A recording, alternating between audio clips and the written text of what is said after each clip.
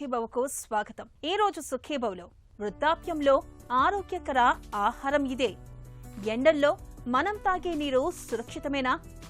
మనసుకు కావాలి వ్యాయామం. గురక ఎంతకీ తగ్గడం లేదా? ఇంకా హెల్త్ టిప్, వయసులో ఉన్నప్పుడు రాళ్లను తిన్నా అరాయించుకునే అరుగుదల ఉంటుంది. కానీ వయసు పైబడుతున్న కొద్దీ జీర్ణ వ్యవస్థ పనితీరు కూడా మందగిస్తూ వస్తుంది. దీంతో తరచుగా అజీర్తి, గ్యాస్ ట్రబుల్, పొట్ట ఉబ్బరం, పుల్లటి తేన్పుల వంటి బాధలు పెరుగుతూ ఉంటాయి. అయితే వయసుకు తగ్గట్టుగా రోజువారీ ఆహారంలో కొన్ని జాగ్రత్తలు తీసుకుంటే మంచి ఫలితం ఉంటుంది. వయసు పైబడిన వాళ్ళు నిత్యం ఏం తినాలో, ఎలా తినాలో, వృద్ధాప్యంలో ఆహారపు అలవాట్లు ఎలా ఉండాలో ఇప్పుడు తెలుసుకుందాం.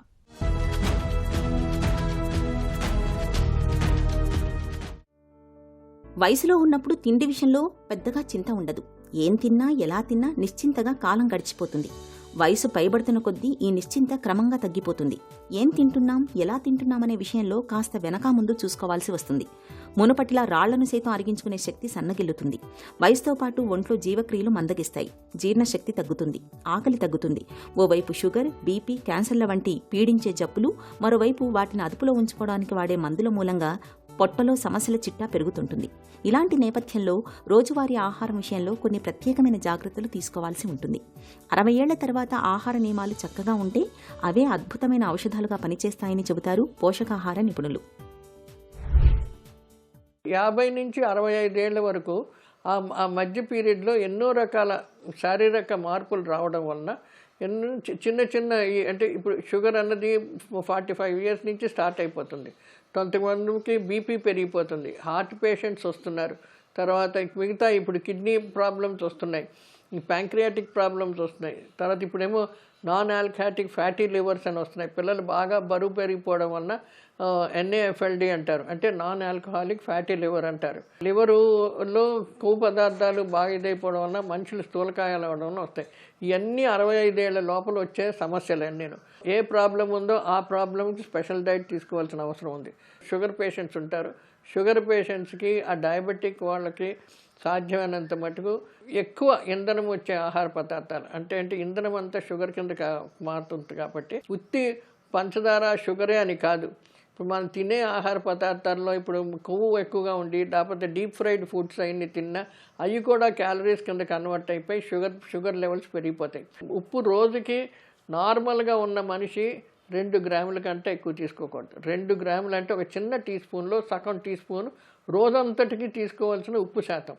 ఇంకోటి ఏంటంటే ఇదేంటి నేను చెప్పేది, ఇది పైన వేసే ఉప్పే కాదు, చాలా కూరగాయల్లో వాటిల్లోనే ఉప్పు ఉంటుంది. ఆ ఉప్పు ఈ ఉప్పు కలిపితే చాలా ఎక్కువైపోద్ది. కాబట్టి మనిషికి బీపీఏ కాకుండా మిగతా ప్రాబ్లమ్స్ కూడా ఎక్కువైపోతూ ఉంటాయి. తీసుకున్న మందులు కూడా సరిగ్గా అబ్జార్బ్ కావు. అందుకని ఉప్పు శాతం బాగా కంట్రోల్ చేయాలి. అదేవిధంగా షుగర్ బాగా తగ్గించాలి.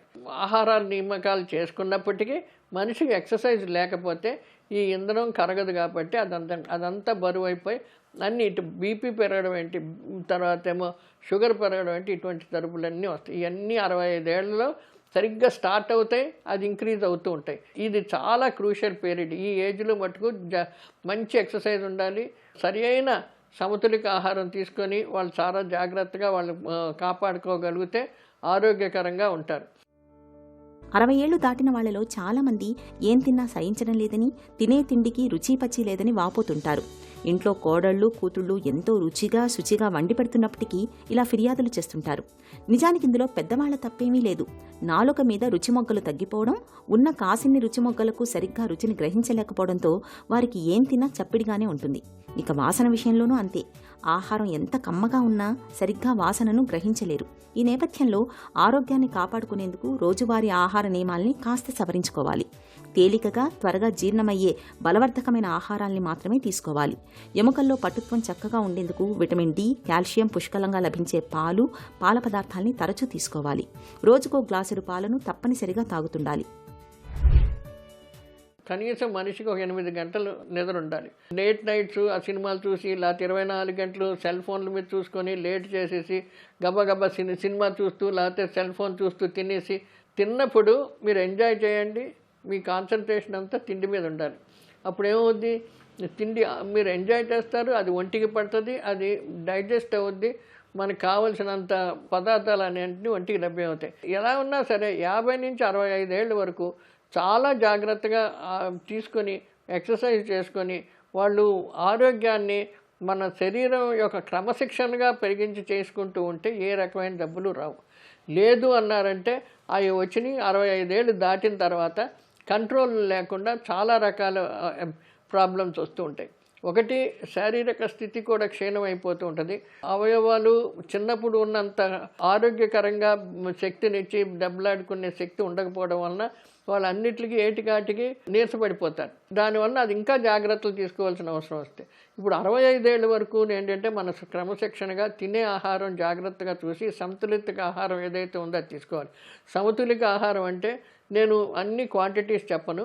జనరల్ ఏంటంటే ఒక ప్లేట్ ఉంది, my plate for the day అని ICMR వాళ్ళు చెప్పారు, జాతీయ పోషకాహార సంస్థ వాళ్ళు తీసుకొచ్చారు. అదేంటంటే ఒక రౌండ్ ప్లేట్, 8 ఇంచీల రౌండ్ ప్లేట్లో సగం ప్లేట్ అంతా ఆకుకూరలు, కూరగాయలు, పండ్లు అయ్యే ఉండాలి. మిగతా సగం ప్లేట్లో ఒక పావు ఏమో గింజ ధాన్యాలు ఉండాలి. ఇంకొక పావులోనే పప్పులు, తర్వాత మాంసకృతులు అంటే కోడిగుడ్లు, పప్పులు ఇలాంటివన్నీ ఉండాలి. సో రోజంతటికి సరిపడిన నూనె ఎంతంటే 20 గ్రాముల కంటే ఎక్కువ తీసుకోకూడదు. మనం ఏంటి అరకిలో, పావు కిలో వరకు మనం అందరం వాడేస్తాం. అన్ని ఫ్రైలు అంటాం, డీప్ ఫ్రైలు అంటాం, పూరీలు అంటాం, తర్వాత గారెలు అంటాం, రకరకాల బోళ్ళంత నూనె వచ్చేస్తూ ఉంటాయి. ఆ నూనె వలన మనకి క్యాలరీస్ ఎక్కువ పెరిగిపోతాయి, బరువు చాలా పెరిగిపోతారు. ఇలాంటివన్నీ ఎందుకంటే 65 ఏళ్ళు అయిపోయిన తర్వాత మనం ఖాళీగా ఉంటాం, రిటైర్ అయిపోయి ఇంట్లో కూర్చుంటాం, ఏం తొయ్యదు. ఇటువంటివన్నీను ఈ స్నాక్స్ అని, ఇవన్నీ చిప్స్ అని, లేకపోతే బర్గర్స్ అని, పిజ్జాస్ అని రకరకాలు తెస్తూ ఉంటాయి, అన్నీ తినేస్తూ ఉంటాం. అందులో వాళ్ళు కొన్ని కెమికల్స్ యాడ్ చేస్తారు. ఆ కెమికల్స్ ఇంకా ఎక్కువ ప్రాబ్లమ్స్ వస్తూ ఉంటాయి. అటువంటి ఆహార పదార్థాలు బాగా తగ్గించాలి. ఇంకొకటి ఏంటంటే, ఇంకొక మెయిన్ పాయింట్, నూనెలు ఇవాళ రేపు రకరకాల నూనెలు వస్తున్నాయి. ఎన్నో రకాల వెజిటబుల్ ఆయిల్స్, పామ్ ఆయిల్స్. ఈ పామ్ ఆయిల్ కూడాను శరీరానికి మంచిది కాదు. అదేంటంటే చాలా ప్రాబ్లమ్స్ ఇస్తూ ఉంటుంది. ఇప్పుడు సాధ్యమైనంత మటుకు ఇటు కుసుమ నూనె కానీ, పల్లి నూనె కానీ ఇటు వాడుకోవడం మంచి. పండ్లు రసాల కింద కానీ, వెజిటబుల్స్ సూప్స్ కింద కానీ, లేకపోతే బాగా బాయిల్ చేసిన వెజిటబుల్స్ కానీ ఇస్తూ ఉంటే వాళ్ళకి మంచిది, చాలా ఆరోగ్యకరంగా ఉంటాయి. ఇంకా పెరుగు, పాలు అన్నారు. అందులో ఉన్న కొవ్వు శాతం తక్కువ ఉన్న పాలు వాడాలి.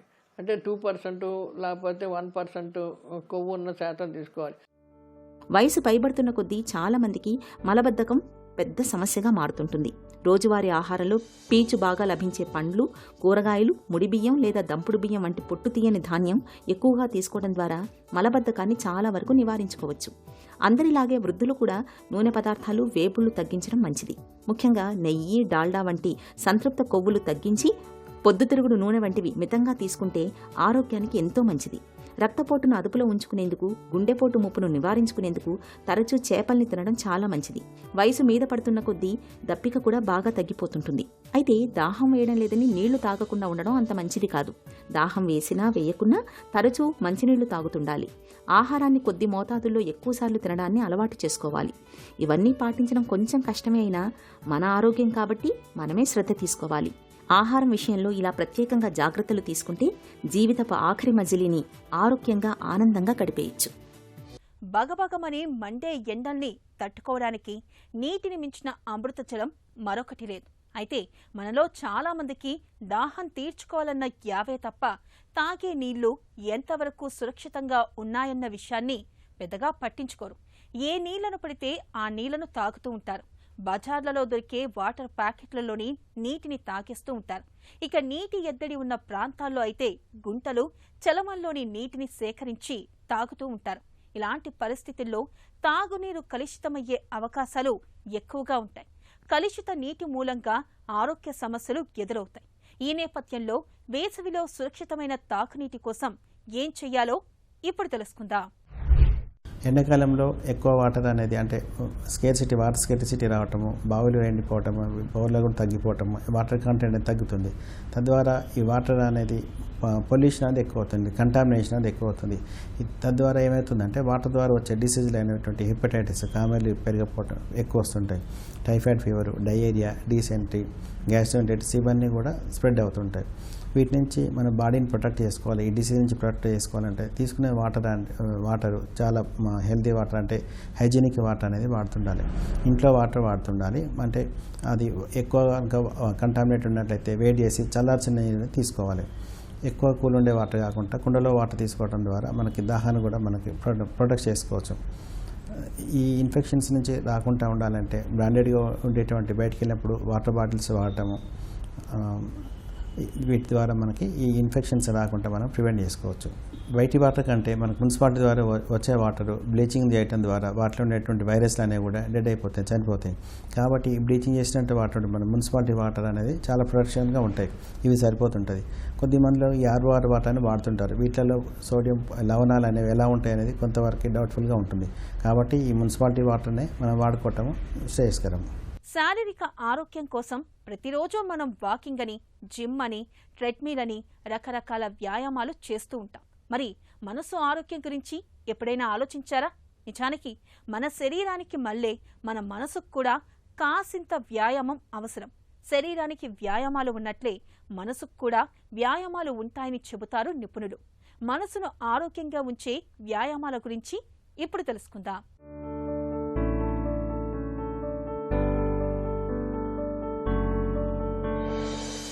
మానసిక ఆరోగ్యానికి మెదడు ఆరోగ్యం కీలకం. అందుకు మంచి ఆహారంతో పాటు వ్యాయామాలు అవసరం. అప్పుడే శరీరం తేజోవంతం అవుతుంది, మనసు చురుగ్గా తయారవుతుంది. మనసుకు వ్యాయామం లేకపోతే కొన్ని దుష్పరిణామాలు సంభవిస్తాయి. ఆలోచన శక్తి తగ్గిపోతుంది. ఇక కాలం గడిచే కొద్దీ వయసు పెరుగుతుంది. వయసు పైబడే కొద్దీ స్తబ్దత ఆవరిస్తుంది. అలా జరగకుండా జీవితం నిత్యనూతనంగా ఉండాలంటే మనసును రొటీన్కి పరిమితం చేయకుండా రోజు ఏదో ఒక కొత్తదనాన్ని, అనుభూతుల్ని ఇవ్వాలి. కొత్త ప్రదేశాన్ని సందర్శించినప్పుడు అనిర్వచనీయ ఆనందం కలుగుతుంది. మనసుకు కొత్తదనం ఇచ్చే ఆనందం అది. అలవాటైన పనులను మెదడు సునాయాసంగా చేస్తుంది. కొత్త వ్యాపకాలు మంచివైనా చేయడానికి మనిషి వెంటనే సంసిద్ధుడు కాలేకపోవడానికి కారణం అదే. నిరంతర అభ్యాసంతో దాన్ని దారికి తెచ్చుకోవచ్చు. శరీరానికి వృద్ధాప్యం తప్పదు. మనసుకు రాకుండా చూసుకోవడం మన చేతుల్లో పనే. కొత్త బాధ్యతల స్వీకరణ, కొత్త సమాచార సేకరణ, భాషో కళో నేర్చుకోవడం, కొత్త స్నేహాలు మనసుకు ఉత్తేజాన్నిస్తాయి. వృద్ధాప్య ఛాయల్ని దరిచేరనివ్వవు. ప్రతి ఉదయం ఇష్టమైన సంగీతం వినటం వల్ల మానసిక ప్రశాంతత లభిస్తుంది. హాస్య రచనలు మనోల్లాసాన్ని కలిగిస్తాయి. పజిల్స్ లాంటివి పూరించడం మనసును చురుగ్గా ఉంచుతుంది. కొన్ని పనులు చెయ్యలేమని కొందరు తమకు తామే పరిమితి విధించుకుంటారు. అది మంచిది కాదు. కొత్త నైపుణ్యం అలవర్చుకుని ఆ పనిలో ఆనందాన్ని ఆస్వాదించాలి. మెలకువలు తెలిసాక ఏ పని కష్టంగా తోచదు. నేర్చుకోవాలనే తపన, పట్టుదల ఉంటే చాలు. ఆత్మవిశ్వాసం కుదిరి భయాలు దూరమవుతాయి. ఒకరో ఇద్దరో తప్ప విజేతలందరూ మొదట ఓడినవారే. పనిలో క్లిష్టత ఒత్తిడికి కారణమవుతుంది. అభ్యాసం వల్ల క్లిష్టత తగ్గి ఒత్తిడి పరారవుతుంది. కొందరు వృద్ధులు యువకుల్లా ఉత్సాహంగా కనిపిస్తారు. అందుకు కారణం వారి మానసిక ఆరోగ్యమే.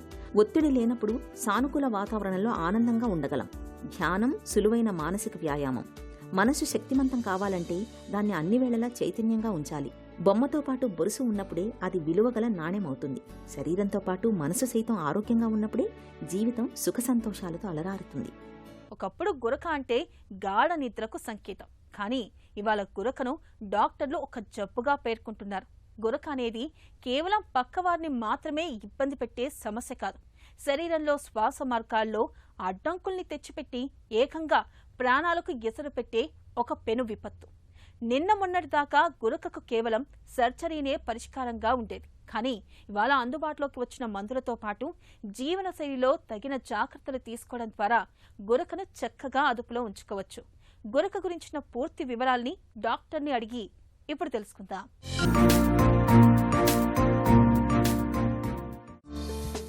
గురక ఎందుకు వస్తుంది? కారణాలేంటి? నిద్రలో ఉన్నప్పుడు మన గాలిగొట్టం పై భాగంలో ఉన్న గోడలు ఎప్పుడైతే వైబ్రేట్ అవుతాయో అప్పుడు గురక వస్తుంది. అందరికీ గురక రావాలని ఏం లేదు. ఎవరికైతే ఈ పై భాగంలో ఉండే గాలిగొట్టంలో పార్షియల్ ఒబ్స్ట్రక్షన్ జరుగుతుందో వీళ్ళల్లో మాత్రం గురక వచ్చే అవకాశం ఉంటుంది. గురక రావడానికి ముఖ్య కారణాలు ఒబేసిటీ అంటే ఉబకాయం. వీళ్ళల్లో కూడా మగవారిలో ఎక్కువగా చూస్తూ ఉంటాం. ఎప్పుడైతే వయసు పైబడుతూ ఉంటుందో వాళ్ళల్లో ఈ గాలిగొట్టం పై భాగంలో ఉండే గోడలు ఎక్కువ కొలాప్స్ అవ్వటం మొదలవుతాయి. దీనివల్ల కూడా గురక ఎక్కువగా చూస్తూ ఉంటాం. స్లీప్ పొజిషన్ని బట్టి కూడా గురక వేరీ అవుతుంది. ఫ్లాట్గా పడుకున్న వాళ్ళల్లో గురక ఎక్కువగా వస్తూ ఉంటుంది. పక్కకు పడుకున్న వాళ్ళల్లో గురక కొంచెం తగ్గే అవకాశం ఉంటుంది. ఇవే కాకుండా స్ట్రక్చరల్ అబ్స్ట్రక్షన్స్ అంటే ఎప్పుడైతే ముక్కు గోడ వంకరగా ఉన్న వాళ్ళ ముక్కు దూలం వంకరగా ఉన్న వాళ్ళలో కానివ్వండి, ఎక్కువ పాలిప్స్ నిండిపోయి ఉంటే, ముక్కులో ఎక్కువ పాలిప్స్ నిండిపోయి ఉన్న వాళ్ళలో, వీళ్ళల్లో కూడా మనం గురక ఎక్కువగా చూస్తూ ఉంటాం. ఎలర్జీ ఉన్న వాళ్ళల్లో కూడా సరిగ్గా ట్రీట్ చేయకపోతే వాళ్ళకు కూడా ముక్కు తిబ్బడం ఉండి వాళ్ళలో కూడా గురక చూస్తూ ఉంటాం. ఇవే కాకుండా కొంతమందిలో టాన్సిల్స్, ఎడినాయిడ్స్ చాలా పెద్దగా అయిపోయి దానివల్ల కూడా గురక వస్తూ ఉంటుంది. కొంతమందిలో టంగ్ బేస్ అంటే నాలుక వెనక భాగంలో పెద్దగా అయిపోయి దానివల్ల గాలిగొట్టం అబ్స్ట్రక్ట్ అయ్యి గురక వస్తూ ఉంటుంది. గురకను ఎప్పుడు పట్టించుకోవాలి? ఎప్పుడన్నా గురక పెడుతూ ఉన్న వాళ్ళలో మనం పట్టించుకోవాల్సిన అవసరం లేదు. ఎప్పుడైతే ఈ గురక చాలా పెద్దగా వస్తుందో, అంటే రూమ్ బయటకు కూడా వినిపిస్తుందో, ఇల్లంతా వినిపిస్తుందో, అప్పుడు దీన్ని కొంచెం మనం పట్టించుకోవాల్సిన అవసరం ఉంటుంది. అలానే ఈ సౌండ్ పెరగడంతో పాటుగా రాత్రిపూట యాప్నిక్ స్పెల్స్ అంటాం, అంటే బ్రీతింగ్ ఆగిపోతుందన్నమాట ఫర్ మోర్ దాన్ 10 seconds. ఎప్పుడైతే ఈ బ్రీతింగ్ మోర్ దాన్ 10 seconds ఆగిపోయి మళ్ళీ మొదలవుతూ ఉంటుందో దీన్ని యాప్నిక్ స్పెల్స్ అని అంటాం. ఈ విట్నెస్డ్ యాప్నిక్ స్పెల్స్ ఎప్పుడైతే చూస్తామో అప్పుడు కూడా మనం గురకని కొంచెం సీరియస్గా తీసుకోవాల్సిన అవసరం ఉంటుంది. దీంతో పాటుగా ఈ గురక ఎక్కువ ఉన్న వాళ్ళల్లో రాత్రిపూట సడన్గా గ్యాస్పింగ్లోకి వెళ్ళి మెలకు వచ్చేస్తూ ఉంటుంది. ఈ మెలకు రావటం వలన నిద్ర సరిపోకపోవడం, ఈ నిద్ర సరిపోకపోవడం వలన డే టైం ఎక్సెసివ్గా నిద్రపోవడం, డే టైం బాగా నిద్ర వచ్చినట్టు ఉండటం, అలర్ట్నెస్ తగ్గిపోవటం, ఇలాంటి సిచ్యువేషన్స్లో ఎవరైనా డ్రైవ్ చేస్తున్నప్పుడు యాక్సిడెంట్స్ అవ్వడం కూడా జరుగుతూ ఉంటుంది. ఇలాంటి సిచ్యువేషన్స్ మనం కొంచెం సీరియస్గా తీసుకుని దాన్ని ట్రీట్మెంట్ తీసుకోవాల్సిన అవసరం ఎంతైనా ఉంటుంది. గురకకు సర్జరీనే మార్గమా? బరువు తగ్గాలి. బరువు తగ్గిన తర్వాత ఈ స్లీప్ పొజిషన్ ఒకటి స్ట్రైట్గా కాకుండా సైడ్కి పడుకున్నట్లయితే కొంతవరకు గురక తగ్గుతూ ఉంటుంది. కొన్ని అలర్జీ ఉన్న వాళ్ళల్లో అలర్జిక్ మెడిసిన్స్ వాడటం, దానివల్ల కూడా కొంతవరకు మనం గురకని అవాయిడ్ చేయగలుగుతాం. అయితే ఇవన్నిటితోటి ఎప్పుడైతే రిలీఫ్ రాదో, గురక అలానే కంటిన్యూ అవుతుందో, అప్పుడు దీనికి సర్జరీ చేయాల్సిన అవసరం ఉంటుంది. ఈ సర్జరీస్ అనేవి ఒక్కొక్కళ్ళకి ఒక్కొక్కలాగా టైలర్ మేడ్ సర్జరీస్. అంటే ఒకళ్ళకి ముక్కులో దూలం వంకర ఉండొచ్చు, దానివల్ల గురక వస్తూ ఉండొచ్చు, సో దాన్ని కరెక్షన్ చేయాల్సి ఉంటుంది. దీంతో పాటు కొంతమందికి గొంతులో ఉండే కొండనాలిక జారిపోయి ఉంటుంది. ఇలాంటి వాళ్ళలో కొండనాలిక సంబంధించిన ఆపరేషన్ కూడా చేయాల్సి ఉంటుంది. అలానే పెద్ద టాన్సిల్స్ ఉన్న వాళ్ళలో టాన్సిలెక్టమీ చేయాల్సి ఉంటుంది. ఎడినాయిడ్స్ ఉన్న వాళ్ళలో ఎడినాయిడెక్టమీ. ఇలా పర్సన్కి ఒక్కొక్కళ్ళకి వేరీ అవుతూ ఉంటుంది ఈ సర్జరీ అనేది. మందులతో గురక మాయమవుతుందా? చెప్పాలంటే మందులతో గురక తగ్గదు. అసలు గురకకి మందులు ఉండవు. కాకపోతే అలర్జీతో వచ్చే గురకనైతే మనం మందులు ఇచ్చి తగ్గించే అవకాశం ఉంటుంది. బరువు తగ్గటం, మద్యపానానికి దూరంగా ఉంటే గురక తగ్గుతుందా? కొన్నిసార్లు ఇనీషియల్ స్టేజెస్లో ఉన్నప్పుడు బరువు తగ్గటం మూలాన, మద్యపానం అవాయిడ్ చేసినందు మూలాన చాలా మటుకు గురక తగ్గుతుంది. అయితే ఎప్పుడైతే బరువు చాలా ఎక్కువ ఉంటారో 120-130 kgs అలా ఉన్నప్పుడు బేరియాట్రిక్ సర్జరీ కూడా ఒక ఆప్షనే. సిప్యాప్ మిషన్తో గురకను తగ్గించుకోవచ్చా? సిప్యాప్ అనేది చాలా effective mode of treatment. So first ఎప్పుడైతే ఈ మనం అబ్స్ట్రక్టివ్ స్లీప్ యాప్నియా అని మనం డయాగ్నోస్ చేస్తామో, దీని తర్వాత ఫస్ట్ ట్రీట్మెంట్ మనం సిప్యాప్ ట్రయల్ ఉంటుంది.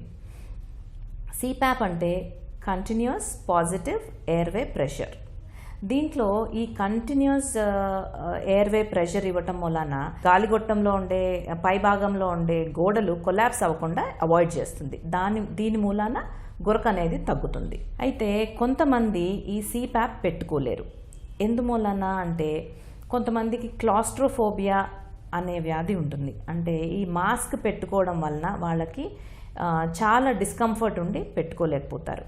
ఇలాంటి వాళ్ళల్లో ఇంకా ఎప్పుడైతే ఈ మాస్క్ ఎక్కువగా పెట్టుకున్నందు మూలాన ఆ స్కిన్ ర్యాషెస్ రావడం కానీ, అబ్రేషన్స్ రావడం కానీ జరుగుతాయో వీళ్ళల్లో కానివ్వండి, లేకపోతే బాగా ఎక్కువ గాలి ముక్కు నుంచి తీసుకోవటం వలన ముక్కు బాగా ఎండిపోవడం, గొంతులో నుంచి తెమడ ఎక్కువ రావడం, వీటి వలన కూడా వీళ్ళు సిప్యాప్ వాడటం కష్టంగా ఉంటుంది. వీళ్ళల్లో మనం వేరే ట్రీట్మెంట్ ఆప్షన్స్ అనేవి చూసుకోవాల్సిన అవసరం ఉంటుంది. లేజర్ చికిత్సలతో గురక తగ్గుతుందా? ఇప్పుడు రీసెంట్ అడ్వాన్సెస్ లేజర్స్ కానివ్వండి, కోబ్లేషన్ టెక్నాలజీ కానివ్వండి, రేడియో ఫ్రీక్వెన్సీ అబ్లేషన్ కానివ్వండి, ఈ అడ్వాన్స్ టెక్నాలజీ వలన సర్జరీస్ అనేవి చాలా ఈజీగా అండ్ చాలా ఎఫెక్టివ్గా చేయడం జరుగుతుందన్నమాట. ఈ అడ్వాన్స్మెంట్స్ వచ్చిన తర్వాత మోడ్ ఆఫ్ అంటే సర్జరీస్ కూడా చాలా బెటర్గా చేయడం జరుగుతుంది. దీనివలన గురక అనేది చాలా తగ్గుతుంది. గురకను అదుపులో ఉంచుకోవడానికి జీవనశైలిలో తగిన జాగ్రత్తలు తీసుకోవాలి. ముఖ్యంగా బరువును అదుపులో ఉంచుకోవాలి. నిత్యం బ్రీతింగ్ వ్యాయామాల్ని చేయడాన్ని అలవాటు చేసుకోవాలి. గురక మరీ తీవ్రంగా ఉన్నప్పుడు సర్జరీ చేయించుకోవడం మేలు. ఒక చిన్న చిట్కా మీకోసం.